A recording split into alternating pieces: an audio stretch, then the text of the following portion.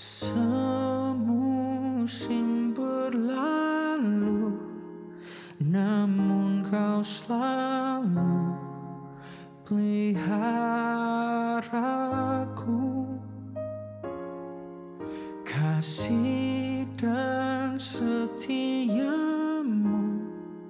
tak pernah layu di hidupku.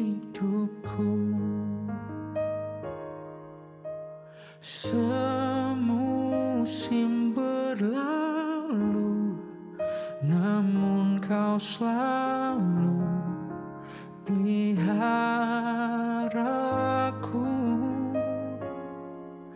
Kasih dan setiamu tak pernah layu di hidupku. Lebih luas dari samudra kebaikanmu Bapa, takkan habis di hidupku. Lebih tinggi dari cakrawala, sungguh besar kasih-Mu. Sungguh ku bersyukur.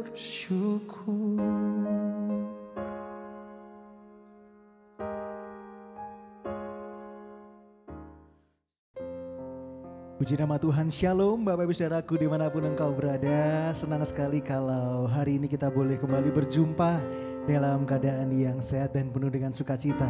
Kita ada di penghujung tahun 2022, mari kita boleh tutup tahun dan buka tahun bersama-sama dengan Tuhan. Kita bersyukur atas penyertaannya sampai di hari terakhir tahun ini. Dan kita juga memohon penyertaan dan berkat Tuhan di tahun depan. Mari sebelum kita mulai ibadah di hari ini, kita satukan hati, kita tundukkan kepala dan sama-sama kita berdoa. Berlimpah hati kami penuh dengan ucapan syukur Tuhan, terima kasih. Satu kata yang rindu untuk kami naikkan di setiap musim hidup kami. Kalau Tuhan sudah sangat baik, terima kasih buat kasih, terima kasih buat kebaikan Tuhan, penyertaan Tuhan di sepanjang hidup kami. Kalau 1 tahun sudah Tuhan sertai, memberkati, menolong, menyatakan mujizat-Mu atas kami. Kami mau renungkan segala kebaikan Tuhan dan kami bersyukur. Tahun depan kami mau berjalan bersama Tuhan dalam penyertaan-Nya Tuhan. Sebentar kami akan mulai ibadah kami ya Tuhan. Kami buka hati kami penuh dengan rasa syukur. Bertahtalah di setiap pujian umat-Mu ya Bapa. Ini hati kami dan ini hidup kami. Di dalam nama Tuhan Yesus. Haleluya. Amin. Mari buka hati kita Bapak Ibu Saudaraku. Oleh karena kasih-Mu kami boleh ada sampai hari ini. Oleh karena kebaikan-Mu kami boleh ada sampai hari ini. Kami sungguh bersyukur Tuhan. Kau layak disembah, Kau layak ditinggikan.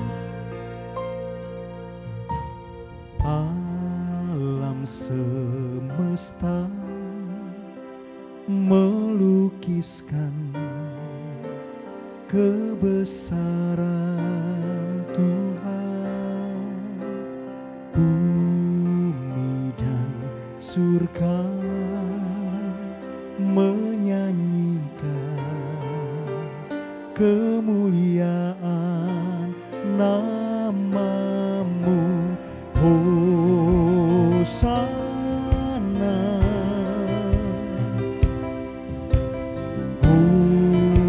Hosana,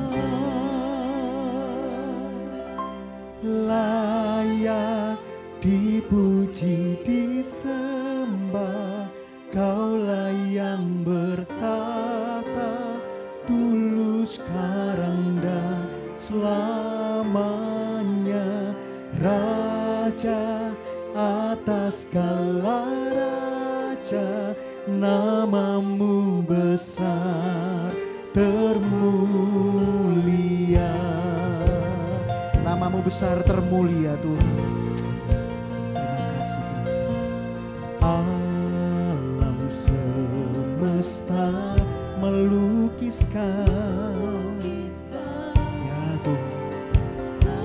besar. Kau besar Tuhan. Bumi dan surga menyanyikan kemuliaan. Mari sama-sama sing Hosana, Hosana, Hosana, Hosana.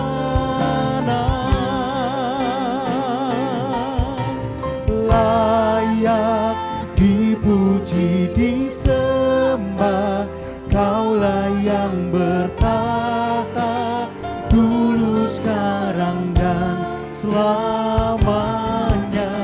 Raja atas segala raja, namamu besar termu. Dengan segenap hatimu nyatakan layak dipuji dan disembah Kau Tuhan. Layak dipuji, disembah, Kaulah yang bertata dulu, sekarang dan selamanya. Raja atas segala raja, namamu besar termulia. Kau yang buka hati untuk sembah Dia, mari angkat tangan kita sama-sama nyatakan. Layak dipuji, disembah, Kaulah yang bertata dulu, sekarang dan selama-lamanya ya Tuhan. Raja atas segala raja, namamu besar termu. Namamu besar Tuhan, namamu besar termulia, namamu besar termulia.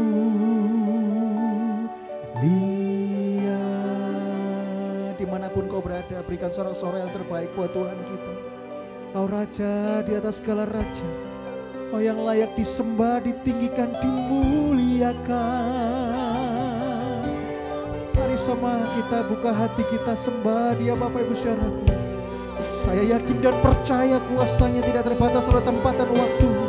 Buat hati yang terbuka Tuhan jamah, buat hati yang terbuka Tuhan lawan.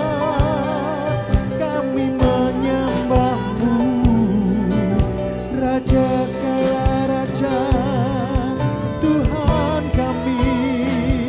Oh haleluya, kami menyembah hanya nama-Mu yang layak ditinggikan. Oh haleluya,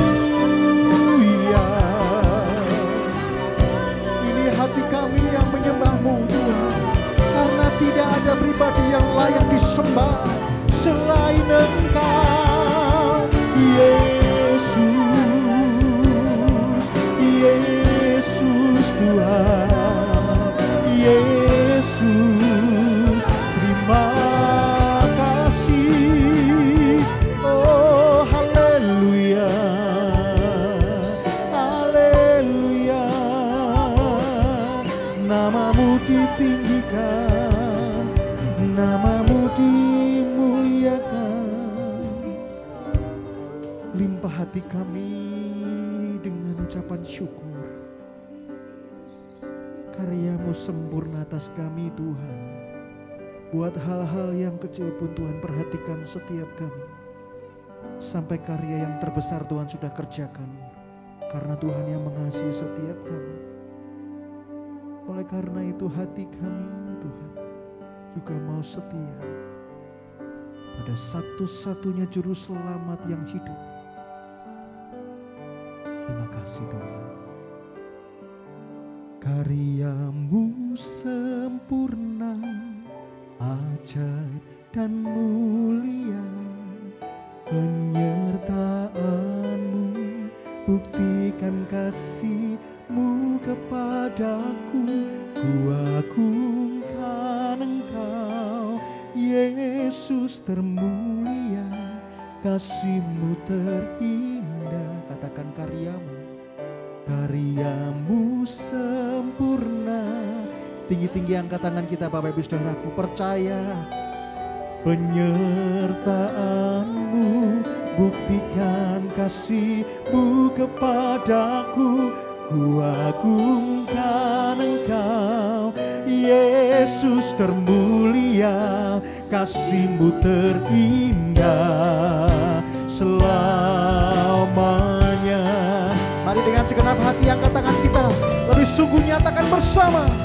Karya-Mu sempurna, ajaib dan mulia, penyertaan-Mu, buktikan kasih-Mu buat setiap kami Tuhan. Terima kasih, ku agungkan Engkau, Yesus termulia, kasih-Mu terindah selamanya.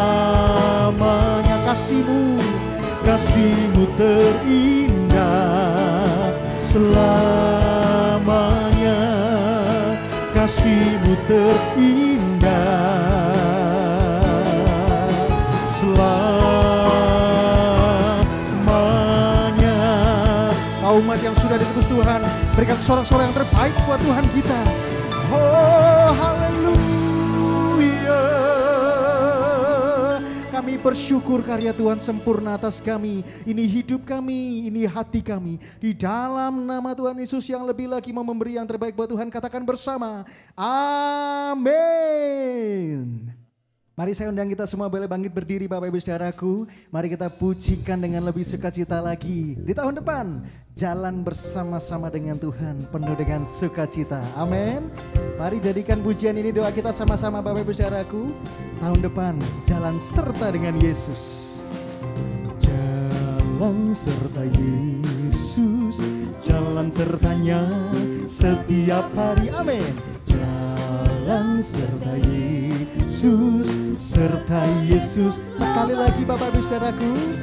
Jalan serta Yesus, jalan sertanya setiap hari.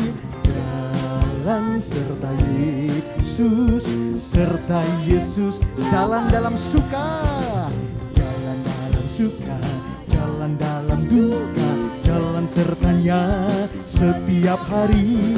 Jalan dalam suka, jalan dalam duka, serta Yesus selamanya. Jalan dalam suka, jalan dalam suka, jalan dalam duka, jalan sertanya setiap hari ya Tuhan. Jalan dalam suka, jalan dalam duka, serta Yesus. Lebih semangat lagi Bapak Ibu Saudaraku, katakan. Jalan dalam suka, jalan dalam duka, jalan sertanya setiap hari. Jalan dalam suka, jalan dalam duka, serta Yesus selamanya. Serta Yesus selamanya, serta Yesus selamanya. Amin. Yang percaya di tahun depan kalau kita berjalan dengan Tuhan penuh dengan sukacita, yang percaya katakan amin. Boleh beri sorak-sorak yang terbaik lagi buat Tuhan Bapak Ibu Saudaraku. Haleluya. Kami percaya, kami terima janji-Mu Tuhan. Sama-sama nyatakan, ku terima janji Allah bagi kaum Yehuda, umat yang berdoa, memuji dan menyembah. Inilah saatnya, inilah saat yang dinanti. Firman Allah telah digenapi. Kulihat penuai yang terjadi, yang melanda seluruh bumi. Lagi Bapak Ibu, ku terima janji Allah bagi kaum Yehuda, umat yang berdoa, memuji dan menyembah. Dan inilah saatnya, inilah saat yang dinanti. Firman Allah telah digenapi.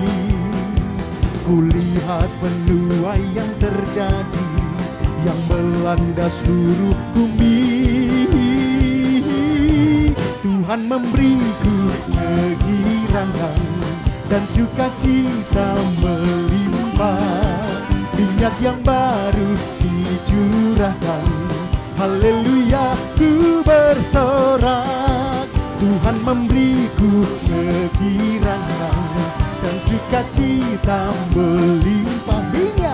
Minyak yang baru dicurahkan, haleluya ku bersorak. Tuhan memberiku kegirangan dan sukacita melimpah. Minyak yang baru dicurahkan, haleluya ku bersorak. Haleluya ku bersorak. Haleluya ku bersorak. Amin. Haleluya. Wow. Silakan duduk Bapak Ibu saudaraku. Mari kita siapkan hati kita untuk kita boleh dengarkan firman Tuhan. Kami percaya Tuhan kalau sepanjang hari di tahun 2022 ini kami ada dalam penyertaan Tuhan. Kami ada dalam tuntunan kasih Tuhan. Di tahun depan, ini pujian yang jadi doa kami. Kami tidak mau dan kami tidak mampu berjalan tanpa Tuhan. Harus bersama-sama dengan Tuhan. Terima kasih Tuhan. Terima kasih. Bila Engkau tak besertaku, ku tak mau berjalan.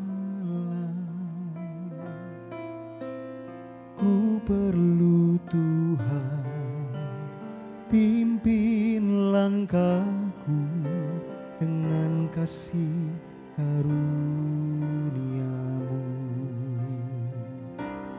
Pimpin langkahku setiap waktu, berjalan dalam Roh-Mu. Nyatakan Tuhan kemuliaan-Mu dan berjalanlah denganku. Bila Engkau tak besertaku, ku tak mau berjalan. Kami perlu Tuhan. Ku perlu Tuhan, pimpin langkahku dengan kasih karunia-Mu. Pimpin kami, pimpin langkahku setiap waktu, berjalan dalam Roh-Mu. Oh, nyatakan Tuhan kemuliaan-Mu dan berjalanlah denganku. Mau lebih sungguh lagi katakan bersama. Bila Engkau tak besertaku, ku tak mau berjalan. Kami perlu Tuhan, ku perlu Tuhan, pimpin langkahku dengan kasih karunia-Mu. Pimpin langkahku setiap waktu, berjalan dalam Roh-Mu. Nyatakan Tuhan kemuliaan-Mu dan berjalanlah denganku. Siapa yang sepanjang hari di tahun ini merasakan dan mengalami penyertaan Tuhan, mari sejenak saya ajak kita semua dimanapun Anda berada, Saya sungguh sangat percaya kuasa Tuhan tidak terbatas tempat dan waktu. Sejenak kita mau renungkan apa yang sudah terjadi di sepanjang tahun 2022. Dari awal tahun Tuhan sertai engkau dan saya, sampai di hari terakhir di tahun ini. Banyak di antara kita yang menghadapi begitu banyak sesuatu yang berat. Rintangan, cobaan, tantangan. Tuhan izinkan. Tapi juga berapa banyak di antara kita yang merasakan bahwa kita disembuhkan, kita diberkati, kita ditolong. Mujizatnya terjadi atas hidupmu dan hidupku. Bukankah itu adalah bukti cintanya buat engkau dan saya? Melalui pujian ini Bapak Ibu Saudaraku, kita mau naikkan doa kita bahwa di tahun depan dan di waktu-waktu seterusnya kita tidak mampu berjalan tanpa Tuhan. Ini doa kami. Bila engkau tak besar, sambil buka kedua tangan kita Bapak Ibu Saudaraku, berdoa dengan sungguh. Ku tak mau berjalan, kami butuh Tuhan. Ku perlu Tuhan, pimpin langkahku dengan kasih karunia-Mu. Pimpin langkahku setiap waktu, berjalan dalam Roh-Mu. Nyatakan Tuhan, nyatakan Tuhan kemuliaan-Mu. Berjalanlah denganku, lebih sungguh lagi nyatakan. Bila engkau tak besertaku, ku tak mau berjalan. Kami perlu Tuhan, ku perlu Tuhan. Pimpin kami, ya Tuhan, ini doa setiap umat-Mu. Dengan kasih karunia-Mu, pimpinlah kami, pimpin langkahku setiap waktu, berjalan dalam Roh-Mu. Nyatakan Tuhan kemuliaan-Mu, dan berjalanlah nyatakan Tuhan kemuliaan-Mu atas kami. Nyatakan Tuhan kemuliaan-Mu, dan berjalanlah nyatakan Tuhan, nyatakan Tuhan kemuliaan-Mu, dan berjalanlah denganku. Beri sorak-sorai yang terbaik buat Tuhan kita. Oh, ini pujian dan jadi doa kami. Sungguh Tuhan, di tahun depan hari-hari yang kami jalani, kami sungguh perlu Tuhan menyertai kami. Bukan karena sesuatu yang diberikan oleh Tuhan, tapi apa yang kami hadapi sekalipun itu berat, tapi bersama dengan Tuhan kami kuat. Bersama dengan Tuhan kami tenang. Dan bersama dengan Tuhan kami tahu finish yang Tuhan sudah tetapkan buat setiap kami. Ajari kami untuk seturut dengan kehendak-Mu, melakukan seturut dengan rancangan dan rencana Tuhan dalam hidup kami. Sebentar kami mau duduk diam ya Tuhan, dengar-dengaran akan firman Tuhan. Di hari terakhir di tahun 2022, pesan Tuhan kami mau sambut dengan sukacita. Berkati hamba-Mu yang akan menyampaikan firman, tambah-tambahkan hikmat dan urapan sehingga dari Tuhan saja pesan itu boleh tersampaikan. Ini hati kami, ini hidup kami di dalam nama Tuhan Yesus. Haleluya. Amin.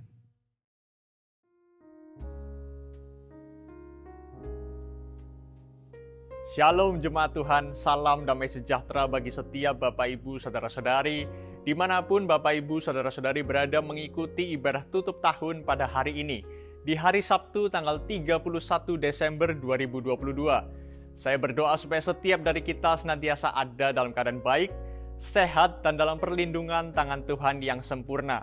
Dan berikut ini merupakan info gereja untuk hari ini. Ibadah Raya Minggu besok tanggal 1 Januari 2023 diadakan secara on-site maupun online. Ibadah on-site diadakan 1 kali pada pukul 9 pagi. Ibadah online tersedia melalui YouTube channel GBI Maranatha mulai pukul 9 pagi. Ibadah sekolah minggu atau ibadah anak diadakan secara on-site pukul 9 pagi di gereja. Ibadah Raya Minggu besok disertai dengan perjamuan kudus.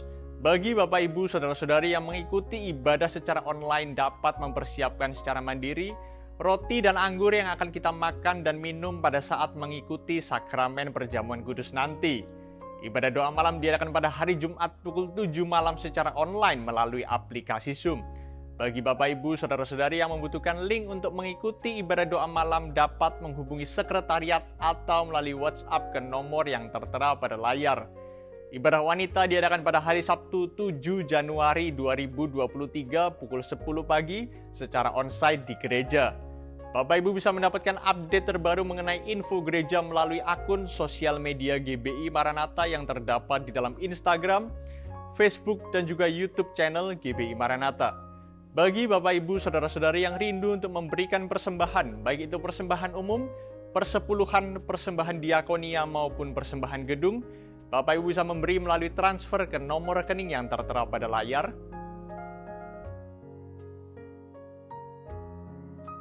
Atau Bapak Ibu juga bisa memberi melalui scan QR Code GBI Maranatha yang tertera pada layar. Dimanapun Bapak Ibu berada, mari bersama menjaga kesehatan kita dengan terus mematuhi protokol kesehatan yang berlaku. Demikian merupakan serangkaian pengumuman yang dapat saya sampaikan untuk hari ini. Dan kini tiba saatnya kita akan menerima kebenaran firman Tuhan. Bapak Ibu, hari ini kita akan dilayani oleh seorang hamba Tuhan yang luar biasa. Beliau adalah Bapak Pendeta Leonardo Syamsuri dari Gereja Kemuliaan Sion, Jakarta. Oleh sebab itu Bapak Ibu, saya rindu Bapak Ibu bisa membantu saya menyambut Bapak Pendeta Leonardo dengan cara mengetik di kolom live chat, atau Bapak Ibu bisa mengetik di kolom komentar selamat datang dan selamat melayani Bapak Pendeta Leonardo Syamsuri di GBI Maranatha Surabaya. Saya yakin apa yang akan disampaikan oleh beliau akan membantu, menolong, dan menguatkan kita semua untuk menjalani sepanjang tahun 2023 yang akan kita lewati.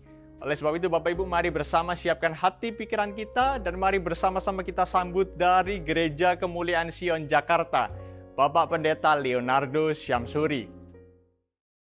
Apa kabar Bapak Ibu Saudara yang dikasihi Tuhan? Saya mengucap syukur, terima kasih untuk kesempatan bisa menyampaikan pesan firman Tuhan untuk Anda semua hari ini. Dan saya berharap Anda semua dalam keadaan baik-baik saja dan bahkan dalam kondisi yang luar biasa. Amin, puji Tuhan. Saudara, tanpa terasa waktu terus berjalan begitu cepat dan kita tentu dalam menyongsong hari-hari ke depan kita berharap menjadi lebih baik tentunya. Dan bagaimana saudara hari ini saya mau membagikan firman Tuhan, bagaimana saudara dan saya bisa meraih janji-janji Tuhan. Ada begitu banyak janji yang Anda dan saya mungkin sudah terima selama hidup. Mulai dari pertama kita terima Tuhan sampai dengan hari ini tentunya. Nah saudara, ada banyak kali kita merasa bahwa janji-janji Tuhan yang kita terima selama ini membuat kita rasanya udahlah lupakan saja gitu.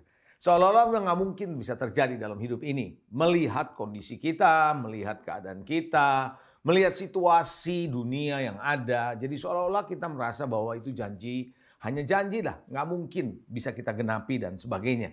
Nah, hari ini saya mau mengajak saudara untuk bisa belajar bagaimana bisa meraih janji Tuhan. Karena janji Tuhan bukan untuk sekarang, janji Tuhan selalu untuk bicara tentang masa depan. Ada satu firman Tuhan yang Anda perlu ketahui dalam Mazmur pasalnya yang ke-12, ayat ke-7 dan ayat ke-8. Alkitab bilang begini, janji Tuhan adalah janji yang murni. Saya berhenti sebentar, janji Tuhan adalah janji yang murni. Kalau Tuhan berjanji artinya tidak ada maksud-maksud yang lain. Kalau manusia berjanji pada saudara, kepada saya, pada umumnya memang nggak semua, mempunyai maksud-maksud tertentu di balik janji itu. Tentunya ada imbalan. Saya berjanji atau seseorang berjanji karena ada imbalan di balik janji itu. Contoh, seorang karyawan kalau bekerja di sebuah perusahaan misalnya, bahwa atasannya berjanji untuk memberikan kenaikan gaji, fasilitas, dan ada maksud di balik itu. Tetapi beda, Alkitab bilang bahwa janji itu adalah janji yang murni. Nggak ada maksud lain-lain. Dan janji itu adalah ditujukan buat orang yang menerima janji, yaitu saudara dan saya. Murni untuk saudara, murni untuk saya.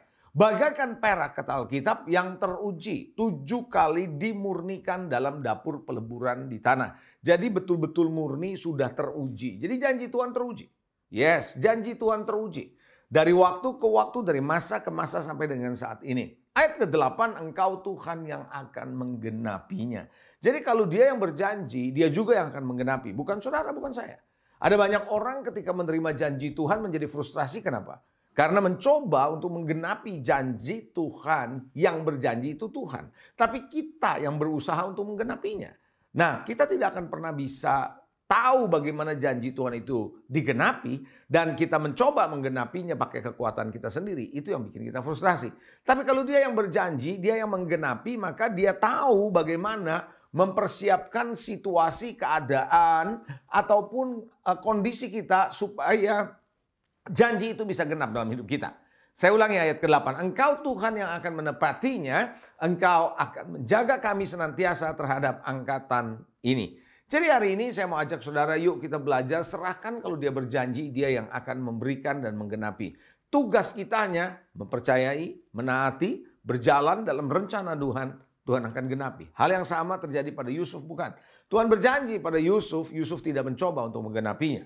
Tapi Tuhan yang mendesain, Tuhan yang merancang setiap langkah perjalanan Yusuf sampai Yusuf menggenapi semua janji yang Tuhan sudah berikan kepadanya.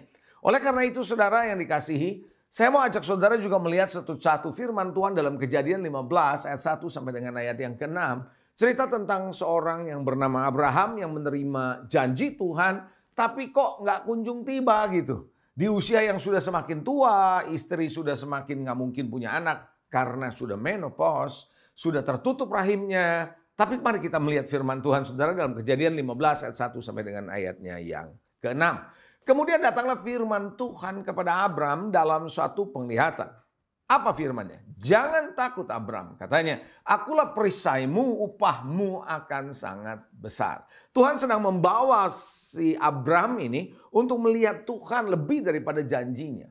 Walaupun janjinya belum terjadi, tapi lihat Tuhan yang berjanji. Karena Anda kalau menerima janji harus tahu siapa yang berjanji. Anda harus memegang siapa yang berjanji. Abraham menjawab, ya Tuhan Allah, apa yang akan engkau berikan kepadaku? Mana kira-kira gitu? Karena aku akan meninggal dan dengan tidak mempunyai anak. Dan yang akan mewarisi rumahku ialah Eliezer, orang Damsyik itu. Jadi seorang yang bernama Abraham begitu frustrasinya dengan kondisinya, bilang, mana anak yang dijanjikan? Nggak ada. Yang ada adalah Eliezer, hambaku. Dia yang akan mewarisi apa yang aku miliki. Ayat yang ketiga, lalu kata Abraham begini, engkau tidak memberikan kepadaku keturunan. Mana keturunan yang kau janjikan? Kira-kira begitu. Sehingga seorang hambaku nanti menjadi ahli warisku. Jadi dia sedang meyakinkan Tuhan, impossible, janji itu nggak mungkin terjadi. Tapi Tuhan berkata, begini ayat yang keempat, datanglah firman Tuhan kepadanya, demikian. Orang ini, Eliezer ini, tidak akan menjadi ahli warismu. Melainkan anak kandungmu. Dialah yang akan menjadi ahli warismu. Apakah Tuhan nggak tahu bahwa istrinya Abram sudah tidak mungkin punya anak? Apakah Allah nggak tahu bahwa kondisi Abram sudah begitu lemah? Tapi kenapa dia ngotot dalam tanda kutip? Allah itu ngotot untuk mengatakan bahwa no, bukan Eliezer yang menjadi ahli warismu, tapi anak dari kandungan istrimu sendiri yang lahir daripadamu. Kok bisa? Karena Tuhan yang sanggup menggenapinya kalau dia yang sudah berjanji. Ayat yang kelima, lalu Tuhan membawa Abram keluar serta berfirman kepadanya begini. Coba lihat ke langit, hitunglah bintang-bintang jika engkau dapat menghitungnya. Maka firmannya kepadanya, demikianlah banyaknya nanti keturunanmu. Abram ada di dalam tenda. Apa yang terjadi kalau di dalam tenda? Ini yang membatasi dia. Banyak kali saudara, janji Tuhan tidak tergenapi dalam hidup kita. Karena pikiran kita, kondisi kita, atau diri kita terbatas dengan kondisi. Dikondisikan dengan keadaan kita. Abraham di dalam tenda hanya cuma dua yang dia lihat. Istrinya Sarah yang sudah tua dan kedua Eliezer. Ya tentunya yang ketiga adalah dirinya sendiri. Nah karena dia di dalam tenda melihat itu, maka kondisinya sudah tidak mungkin. Maka dia berkata pada Tuhan, gak mungkin gitu loh. Nah Tuhan berkata, keluar kamu dari tenda ini. Seringkali Tuhan sudah sering membawa saudara harus keluar dari kondisimu yang selama ini membentuk pola pikir kita, membentuk keyakinan kita bahwa kita nggak mungkin bisa menggenapi janji Tuhan. Lalu ketika itu dia keluar sudah menghitung bintang, dia nggak bisa, maka ayat 6 berkata, percayalah Abraham kepada Tuhan. Dan Tuhan memperhitungkan hal itu kepadanya sebagai sebuah kebenaran. Saudara, menghitung bintang kan nggak gampang ya. Pernah ya waktu masih kecil mungkin ada permainan untuk menghitung bintang. Anak zaman sekarang enggak lah ya. Tapi kalau anak-anak zaman seperti saya dan mungkin ada beberapa di antara saudara, waktu masih kecil ya menghitung bintang. Tapi bisa enggak? Enggak bisa. Nah saudara, Tuhan sedang membawa Abraham untuk begini. Jangan melihat keadaanmu tapi lihat kemuliaan Tuhan. Lihat kebesaran Tuhan yang sanggup mengerjakan alam semesta ini semua diciptakan oleh Dia. Saudara, mari saya mau ajak saudara yuk kita belajar supaya janji-janji Tuhan itu jangan sampai kita abaikan dan merasa nggak mungkin terjadi, nggak bisa terjadi. Ingat, sekali Tuhan berjanji buat saudara dan saya, Dia tidak ingin saudara hanya cuma sekedar tahu janji itu. Itu bukan cuma sekedar informasi. Itu bukan sekedar berita yang Anda mau dengar boleh, yang nggak mau dengar juga boleh, mau diingat oke, nggak diingat juga nggak apa-apa. No, janji Tuhan kalau diberikan kepada saudara, itu berarti berguna dan bermanfaat buat saudara. Dan kita harus pegang itu baik-baik, saudara. Ya, oleh karena itu saudara, jangan saudara putus asa kalau janji Tuhan belum terjadi dalam hidup saudara. Setan berusaha agar apa? Janji Tuhan terkesan tidak mungkin diraih. Setan bukan nggak tahu loh kalau Tuhan berjanji sama saudara, dia tahu. Dan dia mencoba untuk supaya janji Tuhan itu seolah-olah buat kita nggak mungkin bisa kita raih. Tetap tersembunyi. Dan bahkan kita bisa bilang itu bukan buat saya. Dengan cara bagaimana setan membuat janji itu seolah tetap tersembunyi, tidak mungkin dan sebagainya. Ada beberapa strategi setan. Salah satu strategi setan adalah membuat saudara disibukkan dengan berbagai masalah dalam hidupmu. Ketika engkau disibukkan dengan berbagai masalah yang nggak kunjung selesai misalnya, jangan heran Anda bisa menjadi tawar hati. Sekali kalau Anda sudah tawar hati, Anda mulai menggerutu, Anda mulai komplain, dan Anda mulai meragukan Tuhan, jangan heran Anda berhenti percaya bahwa janji Tuhan bisa genap dalam hidup saudara. Setan mencoba membuat saudara disibukkan dengan berbagai macam masalah. Bahkan setan juga mencoba membuat saudara punya persoalan di rumah tangga. Dengan orang tua, dengan anak, dengan istri, dengan suami, dengan mertua, dengan menantu. Kondisi keluarga ribut, konflik. Konflik berkepanjangan dalam rumah tangga bikin kita lelah. Bikin kita capek. Dan pada akhirnya kita lupa sama janji Tuhan. Itu yang setan mau. Karena setan tahu kalau janji Tuhan genap dalam hidup saudara. Maka apa yang terjadi? Kerajaan Allah semakin meluas. Nah itu yang setan gak mau saudara. Itu yang setan takuti. Apalagi yang setan bisa lakukan. Setan bisa menggoda saudara dengan pikiran-pikiran yang salah.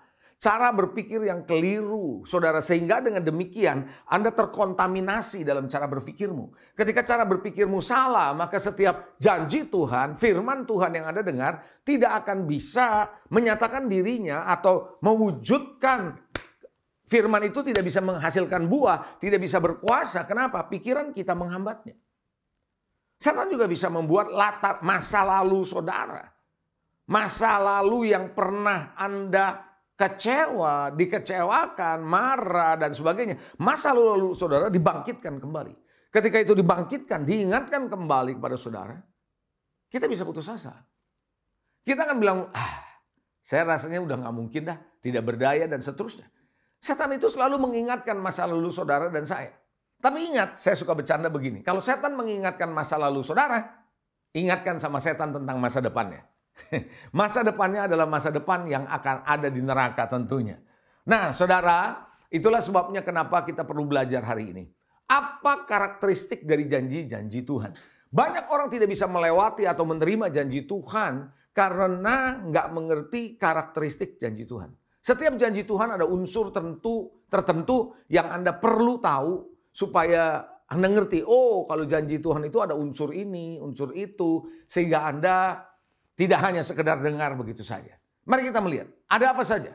Yang pertama, karakteristik janji Tuhan adalah mengandung unsur peperangan atau ujian iman. Saudara, Tuhan kalau berjanji, janji Tuhan itu Anda harus terima, Anda harus alami, bukan pakai kekuatanmu. Bukan pakai kekuatan saya. Tapi janji Tuhan hanya bisa kita terima dengan iman.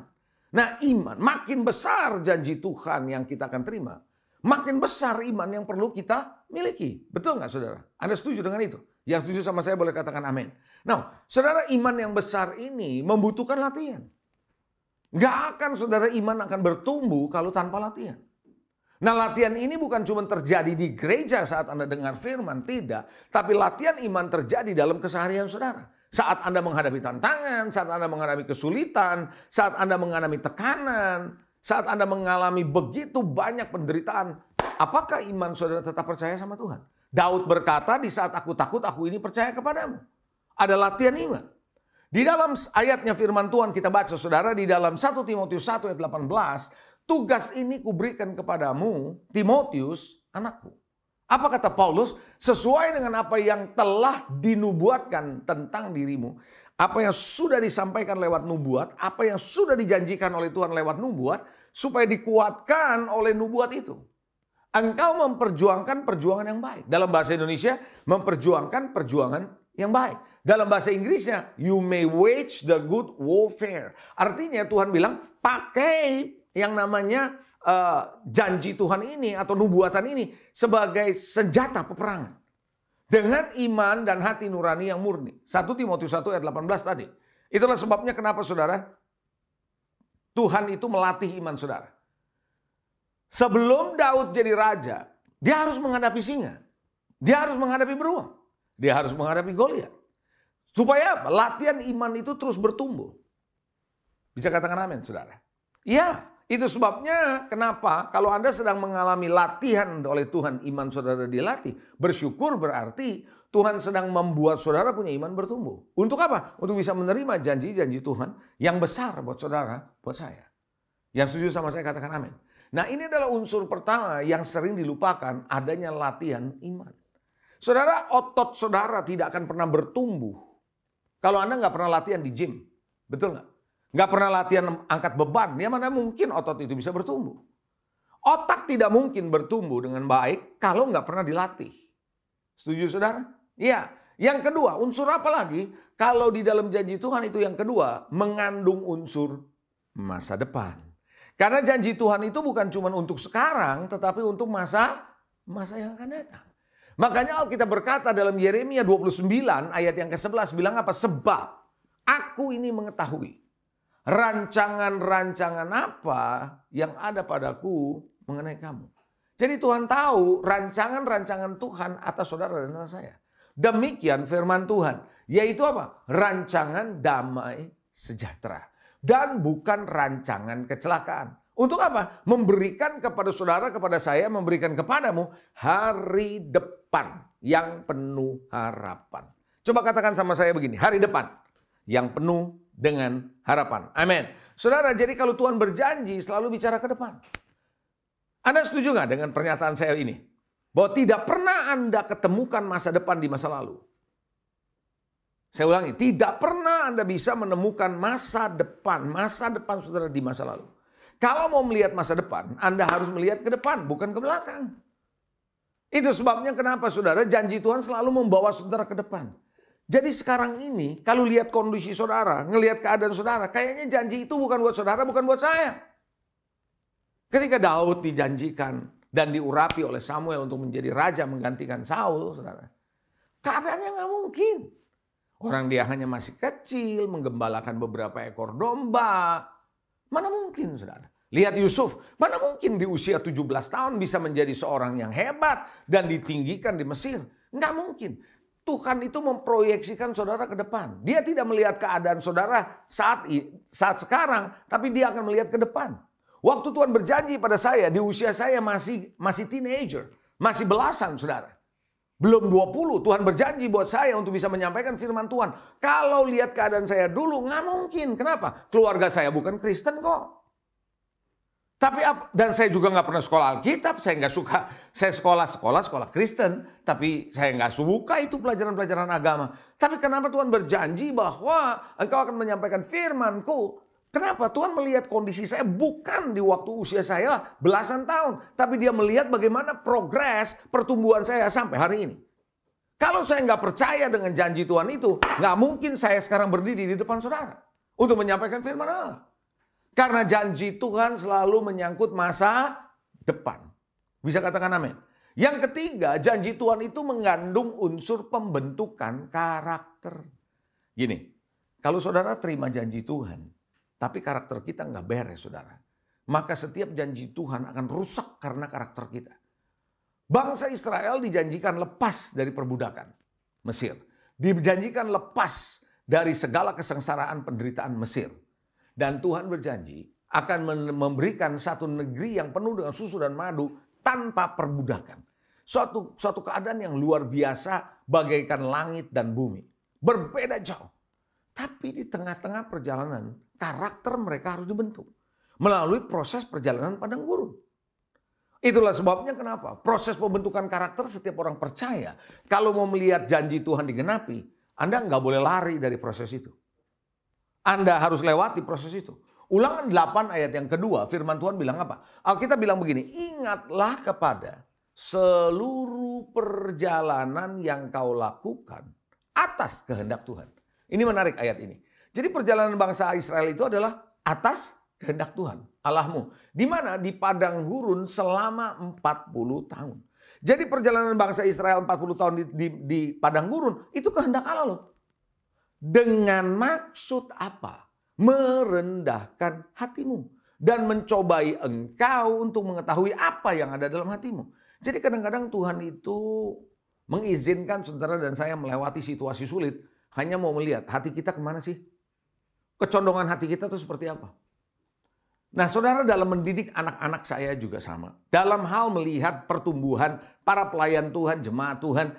Saya juga sering kali mau melihat dulu keadaan hati mereka. Kalau situasi lagi begini, mereka kayak apa sih?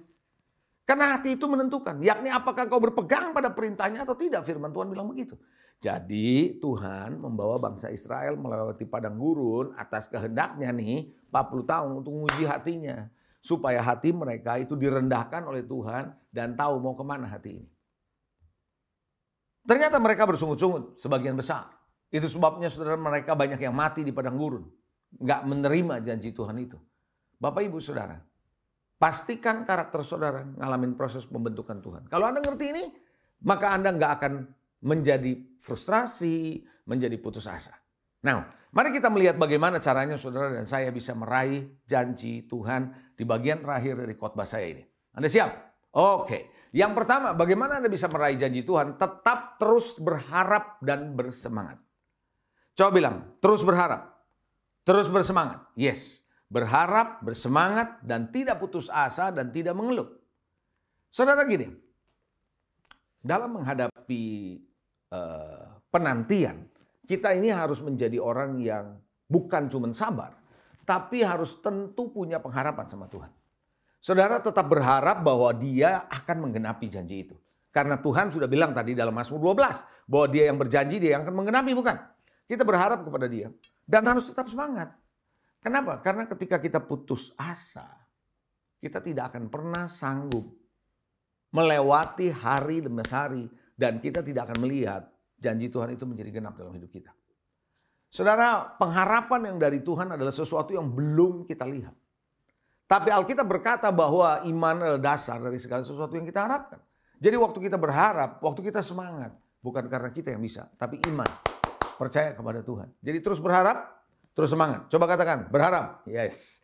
Coba katakan, semangat. Amin. Nah saudara, sadar nggak saudara? Ketika Anda dalam kondisi tekanan hidup, kesulitan, hanya mereka yang tetap berharap dan semangat bisa melewatinya dengan baik. Tapi mereka yang putus asa, mereka yang banyak mengeluh, mereka nggak akan pernah bisa melewati dengan penuh sukacita dan nggak mungkin akan ada kemenangan. Yang kedua, bagaimana Anda dan saya bisa meraih janji Tuhan? Yang kedua, jangan andalkan kekuatan sendiri. Ada ayat firman Tuhan yang bilang bahwa janganlah bersandar pada pengertianmu sendiri. Jangan. Ya, percayalah kepada Tuhan dengan sepenuh hatimu dan jangan bersandar pada pengertianmu sendiri. Jangan andalkan kekuatan manusia. Jangan mengandalkan kemampuan kita. Mungkin kita sekolah pintar. Mungkin kita punya uang. Mungkin kita punya koneksi. Mungkin kita punya jabatan tinggi. Mungkin kita punya macam-macam dalam hidup ini. Tapi percayakah saudara bahwa yang bisa membuka pintu, menutup pintu itu Tuhan. Maksud saya pintu-pintu peluang. Maksud saya pintu-pintu yang membuat saudara bisa menerobos. Itu Tuhan. Tuhan bisa membuat sungai di padang gurun, padang belantara. Tuhan bisa membuka jalan di saat tidak ada jalan. God will make a way when there seems to be no way. Tuhan bisa membuka jalan di saat kelihatannya tidak ada jalan. Andalkan Dia. Makanya Alkitab juga ada yang berkata bahwa terkutuklah orang yang mengandalkan manusia dan mengandalkan kekuatannya sendiri. Tapi berbahagialah orang yang berharap dan mengandalkan kekuatannya pada Tuhan. Saudara, Anda punya pilihan kok. Anda mau berharap sama Tuhan, mau mengandalkan Tuhan, atau Anda mau mengandalkan dirimu sendiri. Saudara, itulah sebabnya kita perlu mengandalkan kekuatan dari Tuhan. Sumber dari segala sumber kekuatan kita adalah Tuhan. Ada lagu yang berkata, Allah sumber kuatku, Allah sumber kuatku. Jadi Dia harus menjadi sumber dalam hidup saudara. Yang ketiga, keluar dari mental keterbatasan. Nah, ini cerita yang tadi Abraham tuh saudara. Kalau Anda membaca Abraham dalam tenda, dia terbatas. Dia lihat istrinya, dia lihat Eliezer. Jadi dia pikir nggak mungkin dia punya anak.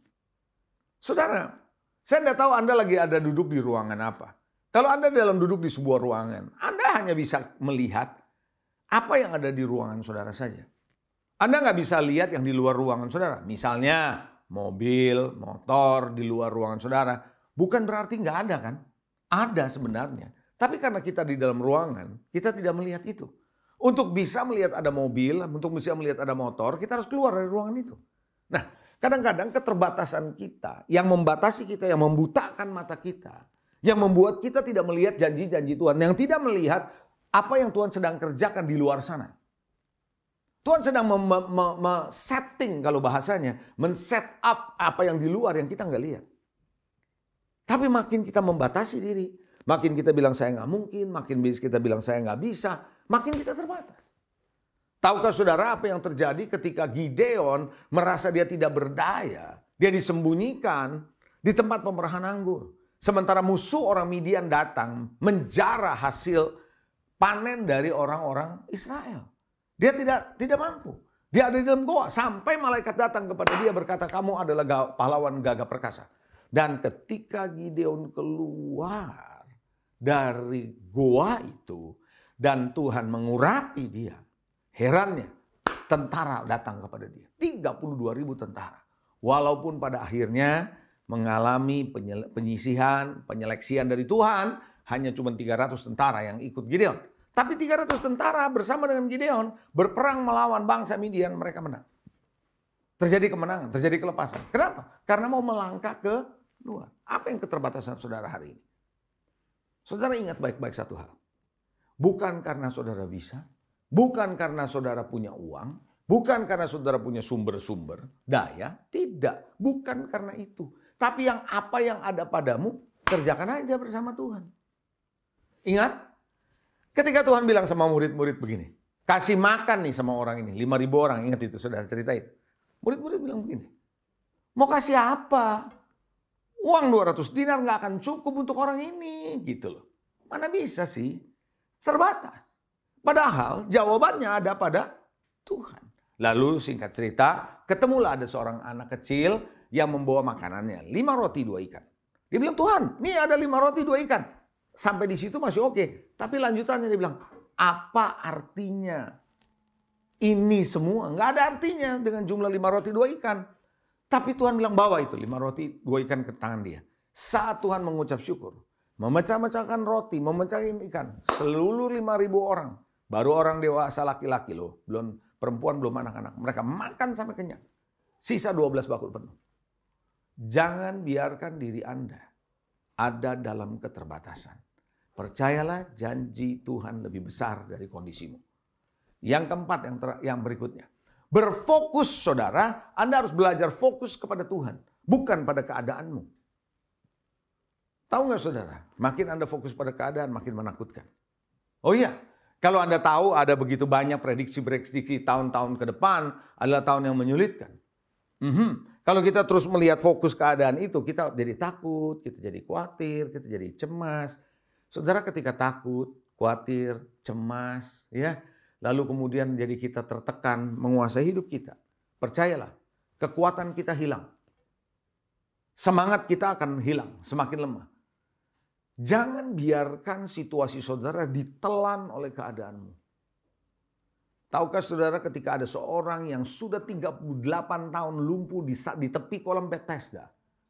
Dia kondisinya begitu rupa, dia hanya fokus pada keadaannya. Waktu Tuhan bertanya kepada dia, maukah engkau sembuh? Dia bilang, Tuhan, gak ada orang yang nolongin aku. Keadaannya begitu terus 38 tahun. Kenapa? Fokus pada keadaan. Sampai Tuhan bilang, hari ini kalau engkau mau sembuh, angkat tilammu, bangkit, berjalanlah. Dan dia ikutin dan terjadi kesembuhan. Terjadi mujizat. Saat itu juga dia sembuh. 38 tahun. Kondisinya begitu-begitu terus. Tapi waktu dia dengar, dia fokus ke Tuhan, sesuatu terjadi. Petrus waktu jalan di atas air. Selama fokusnya ke Tuhan, dia bisa jalan di tengah gelombang yang ada. Masih ingat cerita itu? Murid-murid jalan di atas air. Terutama Petrus. Waktu Yesus jalan di atas air.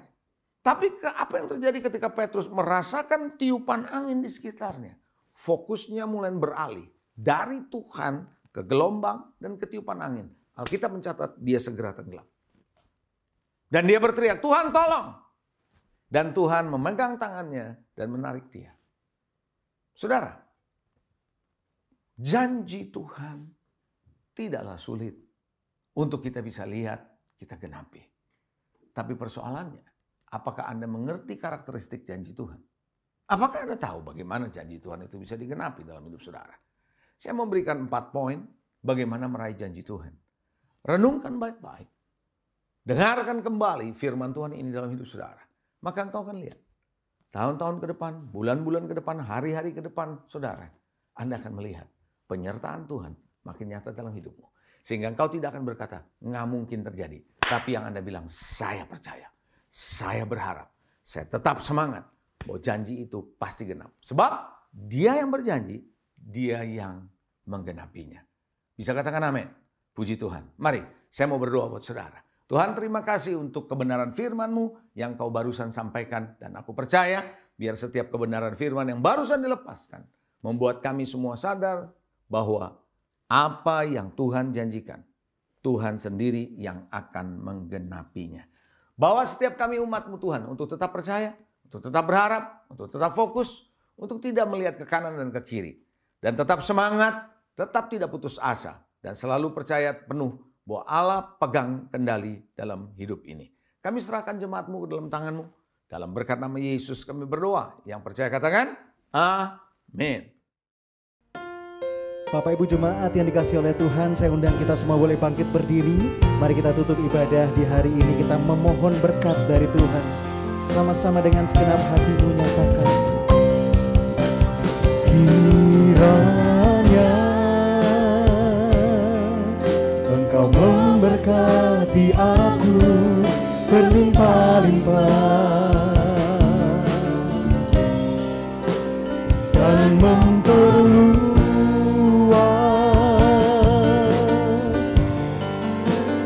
daerahku,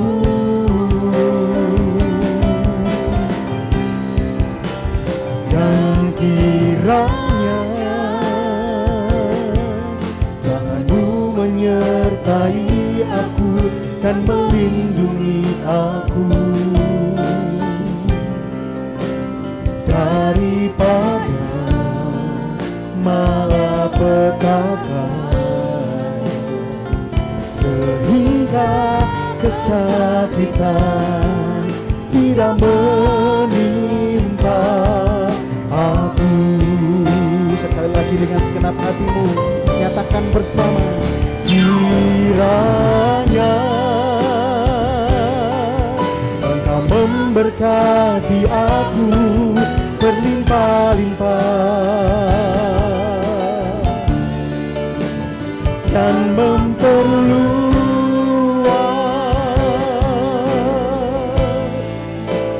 daerahku,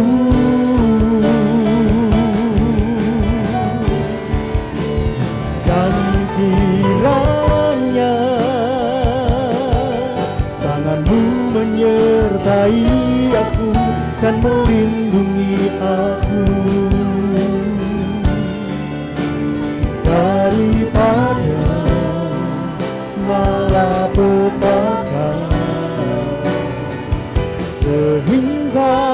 kesakitan tidak menimpa aku, sehingga kesakitan tidak menimpa aku, sehingga kesakitan tidak menimpa aku.